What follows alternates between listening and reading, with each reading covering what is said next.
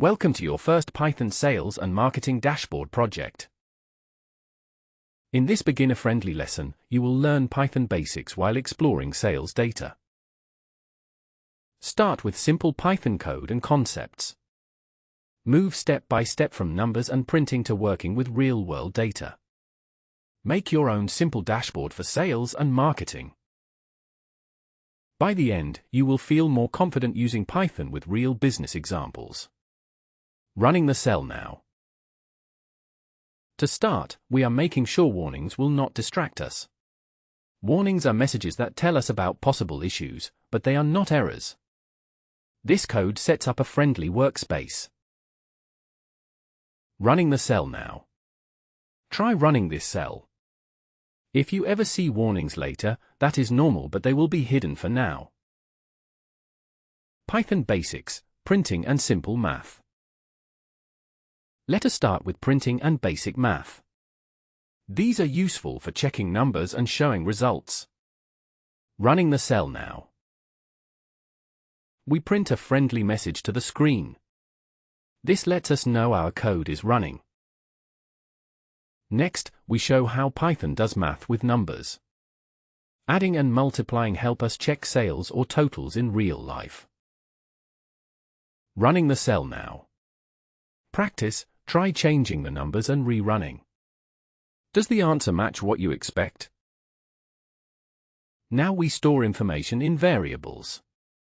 A variable is like a labeled box that saves data for us.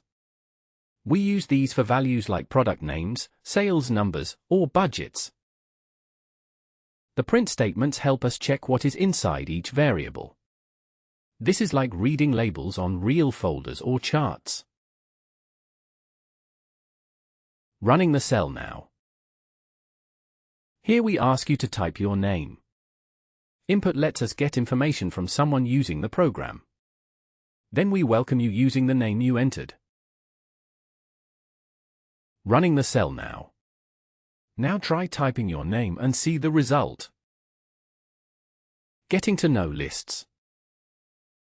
Lists are a way to store a group of things in one place. You can think of a list like a shopping list or a column in a spreadsheet. Running the cell now. Here we keep our daily sales numbers in a list. The square brackets hold all the numbers together. Printing the list lets us see our whole week at once.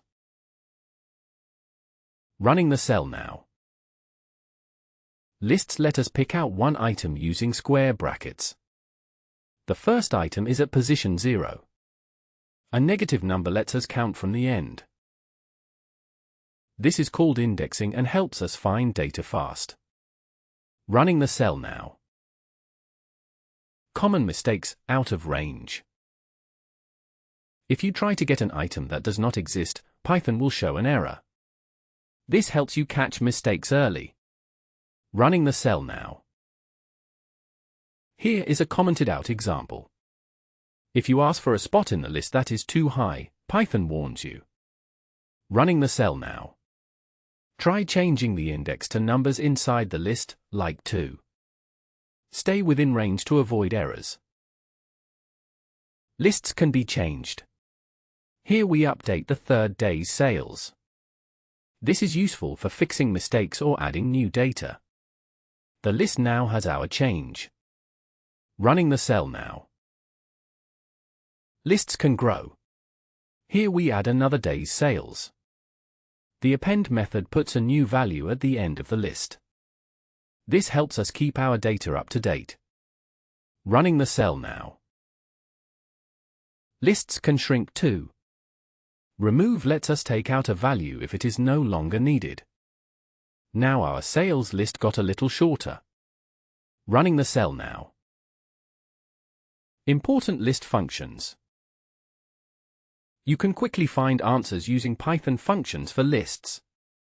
Sum, len, max, minute. Running the cell now.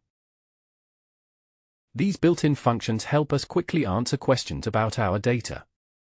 Sum adds up every value. Len tells us how many items are in the list. Max and minute help find the highest or lowest sales. These save time in business work.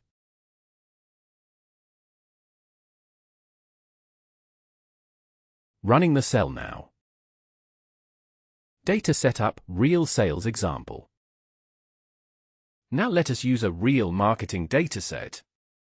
We will use airline passenger numbers as a stand-in for sales data. This will help us practice with real numbers, trends, and dashboards. Running the cell now. Now we load data from the web using pandas. Pandas is a library that makes data easy to read and work with. We print the shape to see how big the data is. Head shows the first few rows as a preview. Running the cell now. This chart shows us how our sales numbers change month by month. We use matplotlib to make a simple, clear line plot. Charts help us see trends over time, like growing business or slow seasons.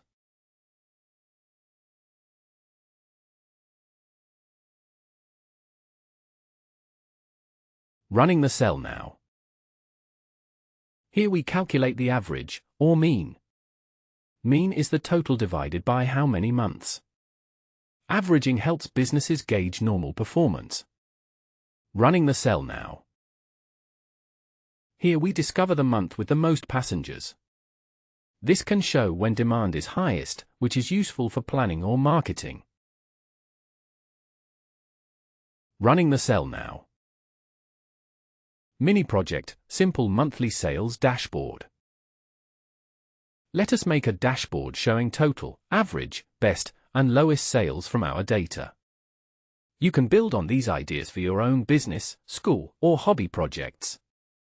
Running the cell now. This cell summarizes our key numbers in one dashboard. Dashboards let anyone see sales highlights at a glance. You can share results with a team or use them for quick decisions. Try changing the data and watch the outputs update.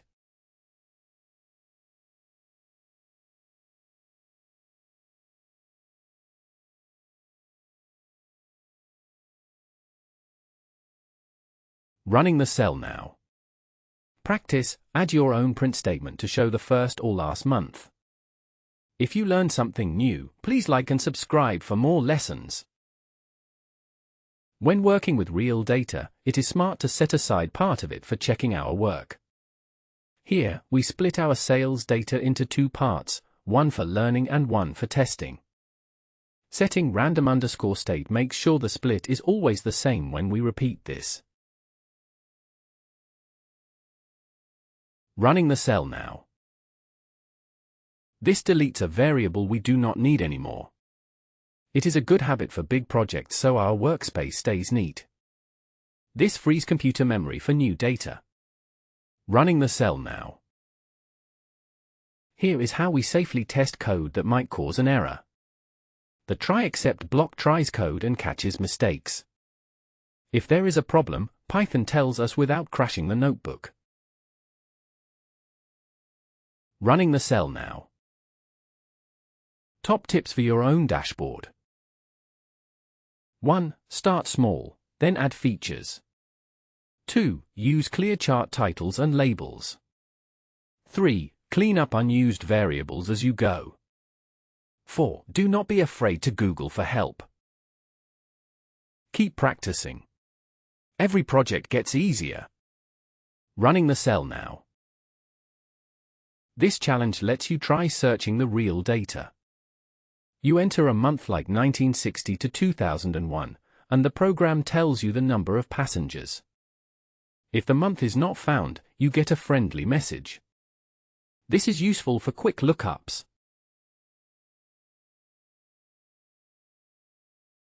Running the cell now. Recap, you did it. You created variables and lists. You learned how to use functions for calculations. You worked with real sales data.